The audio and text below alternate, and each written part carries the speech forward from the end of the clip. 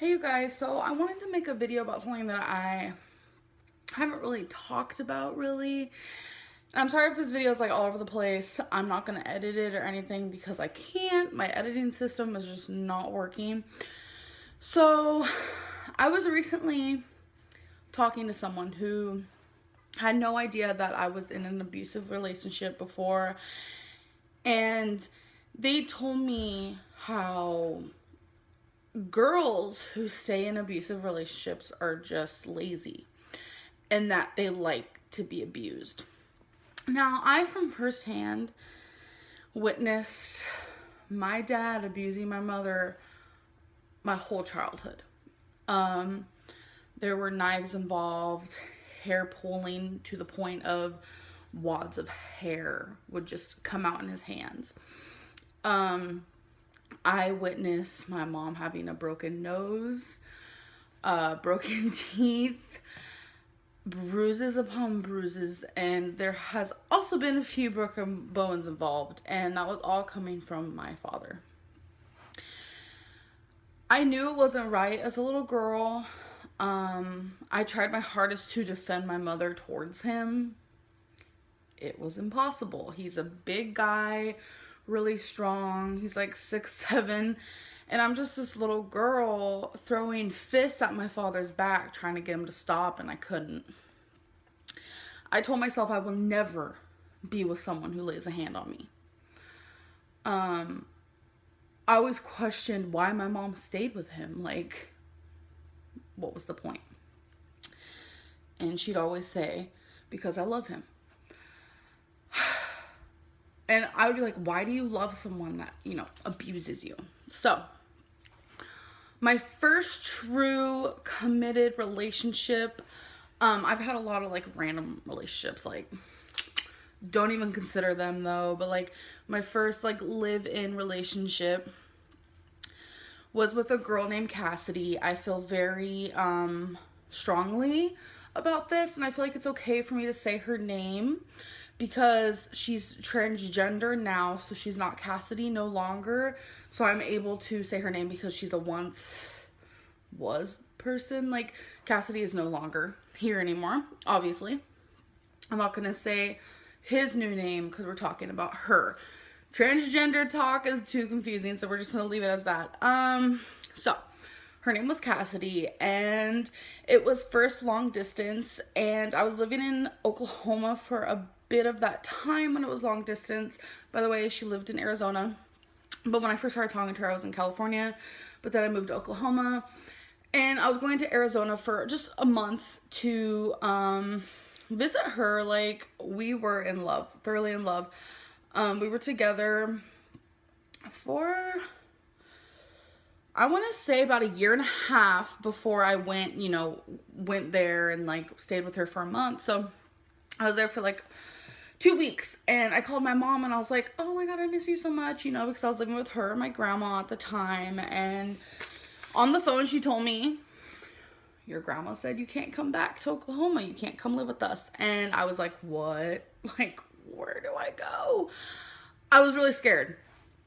I had literally nowhere to live, and Cassidy's mom was pissed because I think she knew right then and there she's gonna have to take on me, because I had nowhere to go. I didn't have a job because I was in Arizona just for a month. So I didn't have a job. I didn't have anywhere to go. I had no car. I had nothing. And I just got done being in a foster care. So I was like, oh my gosh, because being in foster care, you're very, taken care of in a sense, they always make sure you have a roof over your head and stuff like that. And I was like, oh my god, I'm 18. I don't know what I'm going to do. And this whole thing. But Cassie's mom let me live there, and it was a very small apartment. I'm talking, I think it was 450 square feet. There were, no doors. Cassidy and I ended up having to use the living room as our bedroom. It was just, it wasn't good, but I was so happy. I was like, oh my god, I'm gonna live with my girlfriend. We're so in love. It's, so amazing. And I felt blissful in a way, if that's the right word to use. It just felt really good. We got along really well.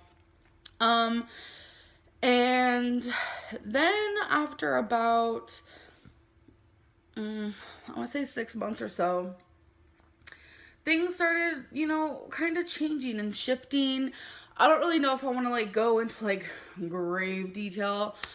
We still loved each other a lot. After 6 months, we'd been together for over 2 years, and we were living together and this and that. And I noticed we started arguing a little bit more, just over stupid stuff. Like, I can tell you that right now. And I still remember the first time she ever got physical. We had a laundry room in the apartment complex we were living in, and we were walking to the laundry room, and I remember back then I would do our laundry for us. I didn't really like people touching my laundry. I still really don't, but I let Destiny do it because I trust her. But I had this weird thing with like people touching my laundry, whatever. So she was helping me carry, I guess, laundry to the laundry room. I don't remember really what we were arguing about, but I know it must have been something really stupid, probably about the laundry, blah, blah, blah. And she was carrying her clothes, I'm pretty sure I remember, and I was like carrying mine. And then I want to say this happened, it's been like 6-7 years, so memories are kind of like fading here and there. But I do remember us being on the sidewalk, and I remember her dropping what was in her hands, and she took me by the throat and she started yelling at me. I was like, what? And I think at the time, what shocked me the most was the fact that she was doing it in such a public place. Like, there was nobody around that I remember. And like, I was like crying. Like, she literally was having me by the throat, just like screaming at me. And then, you know, she let go, obviously. And I think I was so shocked and so numb to the situation that I kind of just let it be. Honestly, that is the truth. I didn't ever think twice about it. Like, oh my God, is she going to start like abusing me? Nothing like that. Which is weird because of the childhood that I came from, right? But we just went on. And she never really did that again. She would randomly like pinch me if I made her really mad. And I didn't even think anything of that then either. Honestly, I didn't at all. And I want to say, we've been together for about 3 years now at this point. And I feel myself slowly, I stopped being like sexually attracted to her. I loved her though. I know that. I don't know if it was like a best friend thing, but I stopped just feeling that like connection, I guess. So when it came to intimacy, I want to say about a little bit after like 2 years of being together, it started to dwindle. It was definitely my fault. This is when things got really bad. I don't even know if I want to share this, but I'm going to have to. Destiny knows all about this, by the way. Like, it's something like I really needed to let her know about me. Okay, so Cassidy was very sexually strived. Like, is that even a thing? I don't know. She really thought I was attractive. She really was sexually attracted to me, and she always wanted to like have sex. And I stopped feeling that for her. Like, I didn't tell her that. I would just like make up things like, oh, I don't feel good, or oh, I'm on my period, like, even though I wasn't. And just little things like that. And it made her fucking pissed. When you say no to someone, whether you've been with them for like a month or whether you've been with them for like 6 years, if you say no to a sexual act, your partner should accept that. That is where I firmly stand. But she didn't. And she would literally sit there and beg me. At first it was like cute little begs, like, oh, come on, baby, whatever. But then as time gradually went on, it became, you're gonna fucking touch me whether you like it or not. And I was like, you can't force me. And little did I know she can. That's when she started punching me a lot. She would aim for my belly. I don't think she ever actually hit me in the face. Her favorite spot was my stomach. She would punch me really hard in my stomach. She'd punch me like around right here a lot. She would punch me on my arms. And she would continuously do it until I agreed to make love to her or have sex, whatever you want to consider it. So not only was I being physically abused, but I was pretty much being like raped. That is what I consider it, because I continuously would say no to her. It was such like a bad, just like a bad mixture of everything. And this would go on. This would happen probably weekly. Here are the tears. I was trying to be strong for this video. A lot of people would ask, why didn't I hit her back? Why didn't I leave her in that, in that stance? I loved her. At the time, I was confused. I didn't love her, like, as a girlfriend. I just loved her as a person. She was that first true relationship I was in, and we had such amazing times that I just felt like maybe one day she'll stop being like this. Maybe one day she'll stop forcing me to have sex with her. One day she'll stop hitting me. And as many times as I felt like, okay, maybe things will change, it just kept getting worse and worse after that moment. Like, not only was she hitting me because I wouldn't have sex with her, she was hitting me if I wouldn't do the dishes on time. She would push me up against counters. And one thing she never did was she never, like, called me names. Never. And I was, like, living in that, like, moment of sticks and stones may break my bones, but words will never hurt me type of thing. Where it's like, okay, hitting people, blah, blah, blah, but if, like, she started emotionally hurting me, then I should leave. I was just in a very unhealthy situation. And as time went on, I really wanted to leave. That was when I met Crystal, online. It just kind of fatefully happened. Like, I was not looking for a relationship. I was in a relationship.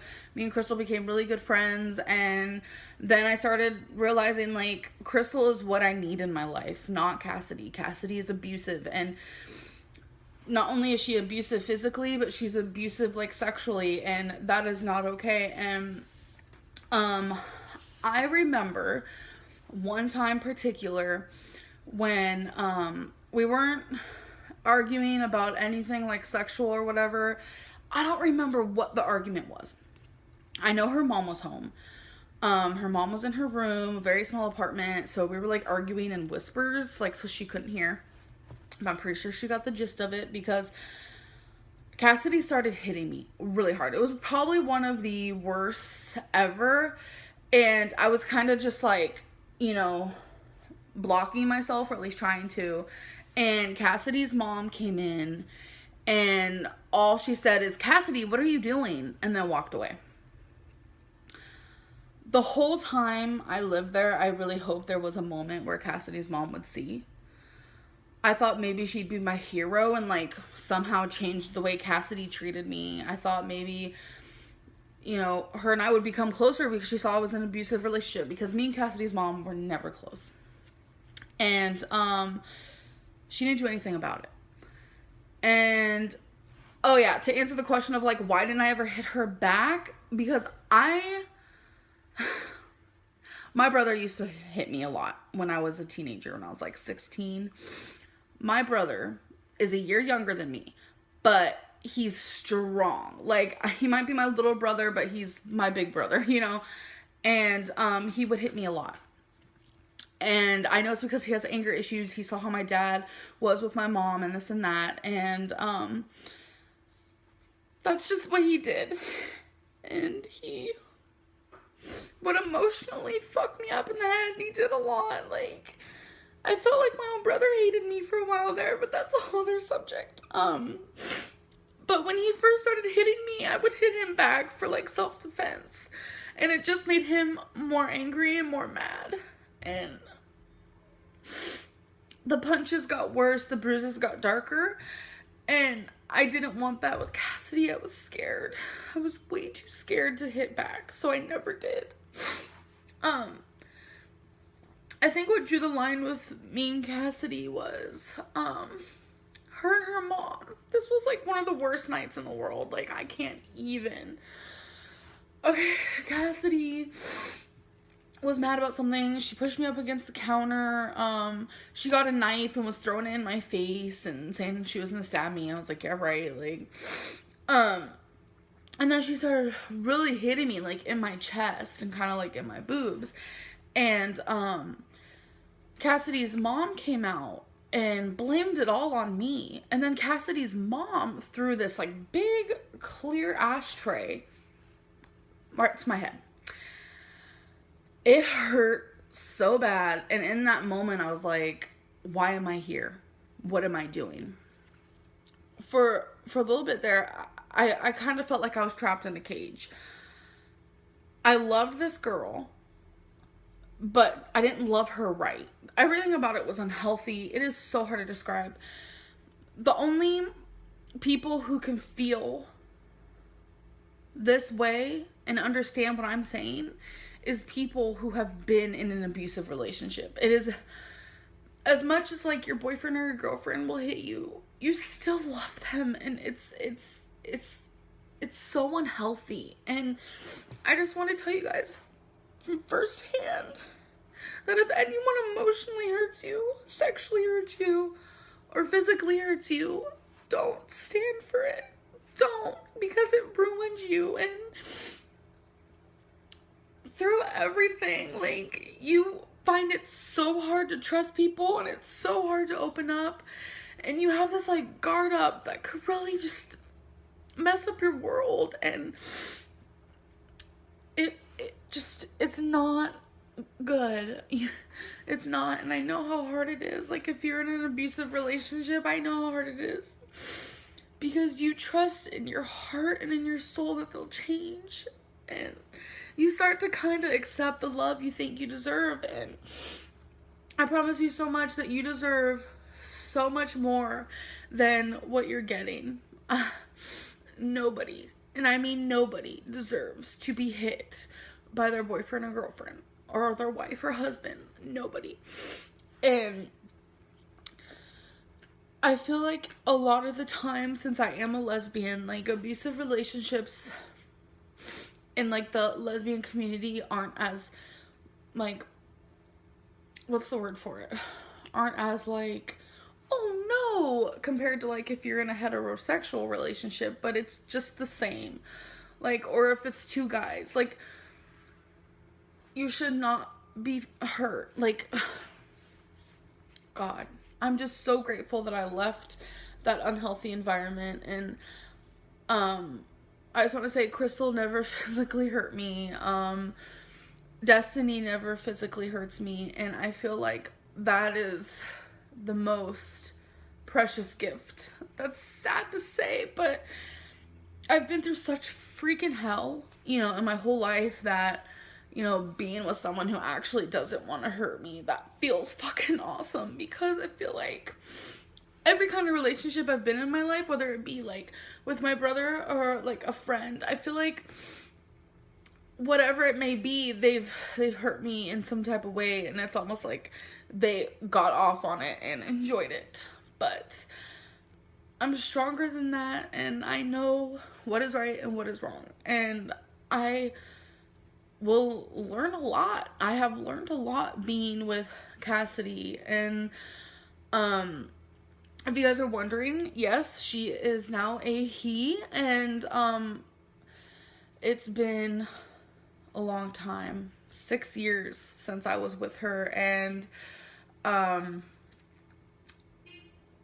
we talk on Facebook here and there, and things are very different, and she regrets everything she did. But I'm kind of at that point where I might cry about it now, but I've healed.